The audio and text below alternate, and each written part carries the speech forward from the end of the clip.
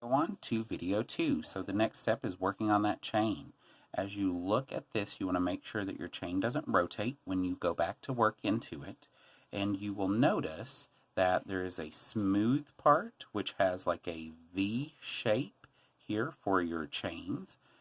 And then on the back is a bump. It feels very bumpy, and you can kind of feel the bumps on the back. What we're working in is under this V shape, which is also under this bump shape.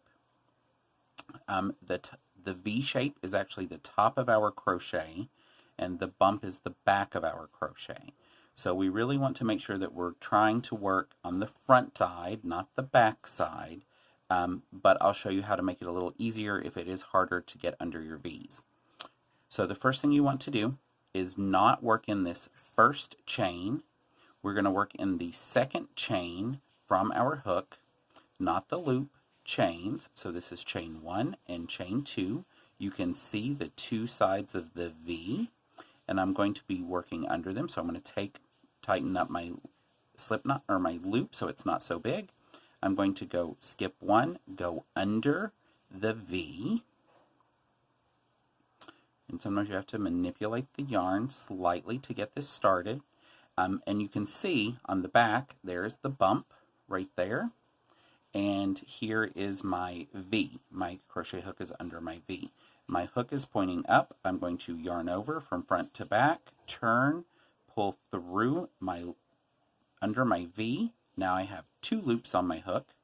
I'm going to yarn over and pull through both loops. That is 1 chain.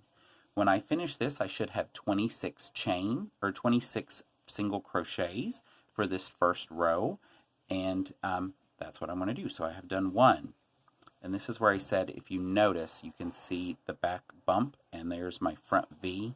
I'm going to go under my V,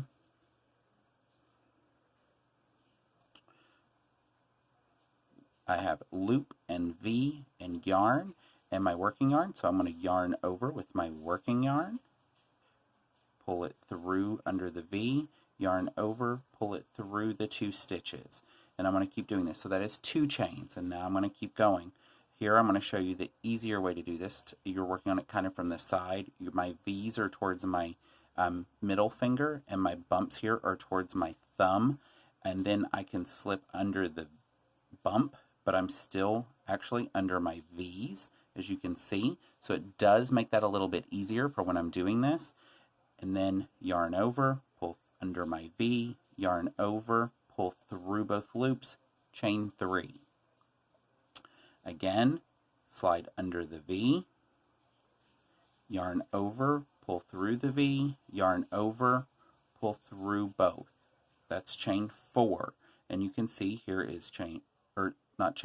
stitch 4, single crochet, 1, 2, 3, 4. You can see the little V's, and there are 4 of them. So we're going to keep going. Under the V, yarn over, pull through, yarn over, stitch. That gives me 5. Need to pull out a little bit more yarn from my working ball. And keep going.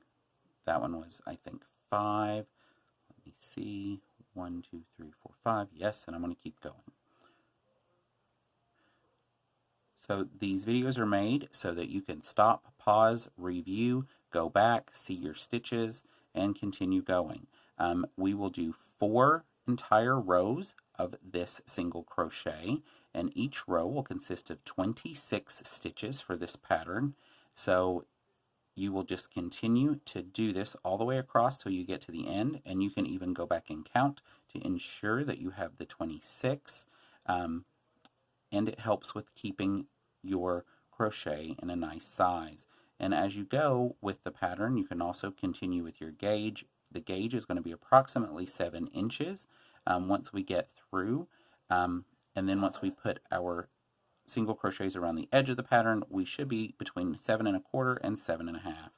So that can kind of give you a little guide as to how you're going, so you can always stop and measure after you get this first row done to kind of see where you are.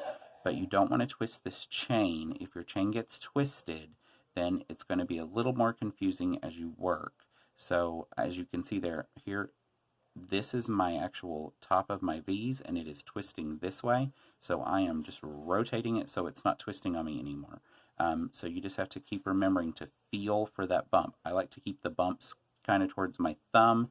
That way it's easier for me to get in under that V, like I had told you before, of that previous chain row, because that chain row is our foundation, and we are just going to keep working across until we're finished. We just have a few more to go here, and that will give us our first row.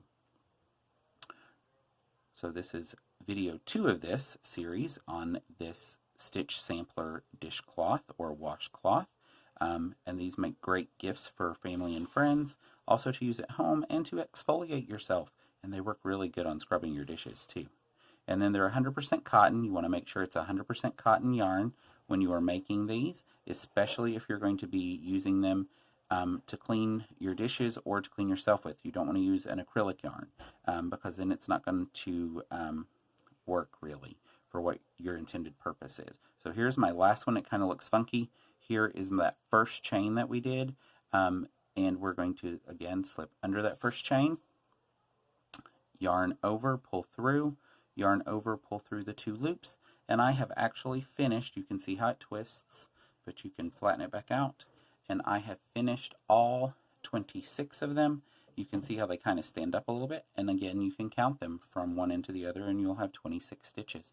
So next what we'll do is we're going to chain 1 just like we did in our foundation stitch. So yarn over, pull it through the single loop, and I have a chain 1. Now you're going to turn your work and work all the way back down the 26 again. Remember, you're going to do 4 rows of this single crochet. We have finished 1, so I will let you finish your 4. I will finish my 4, and I will join you back. Thanks.